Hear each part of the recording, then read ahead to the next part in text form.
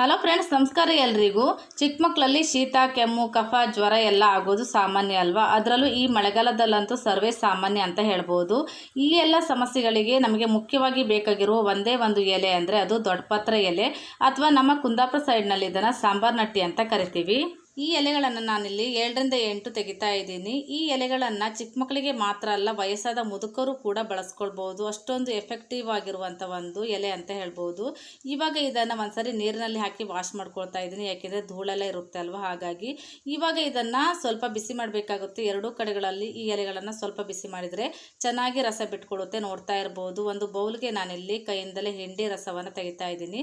ಇದಕ್ಕೆ ಒಂದು 1/4 tea spoon ಆಗುವಷ್ಟು ಜೇನುತುಪ್ಪವನ್ನು ಮಿಕ್ಸ್ ಮಾಡಿ ಇದನ್ನು ತೆಗೆದುಕೊಂಡ್ರೆ ಆಯಿತು. ಈ ಮನೆ ಮದ್ದನ್ನು ನೀವು ಬೆಳಿಗ್ಗೆ ಖಾಲಿ ಹೊಟ್ಟೆಯಲ್ಲಿ ಮಕ್ಕಳಿಗೆ ಕೊಟ್ಟರೆ ತುಂಬಾನೇ ಒಳ್ಳೆಯದು. 1 ವರ್ಷದ ಮೇಲ್ಪಟ್ಟ ಮಕ್ಕಳಿಗೆ ಈ ಮನೆ ಮದ್ದನ್ನು ಕೊಡಬಹುದು. 1 ವರ್ಷದ ಒಳಗಿನ ಮಕ್ಕಳಾದರೆ ಜೇನುತುಪ್ಪದ ಬದಲಿಗೆ ಸ್ವಲ್ಪ ತಾಯಿ ಎದೆ ಹಾಲನ್ನು ಸೇರಿಸಿ ಕೊಡಿ. Thank you.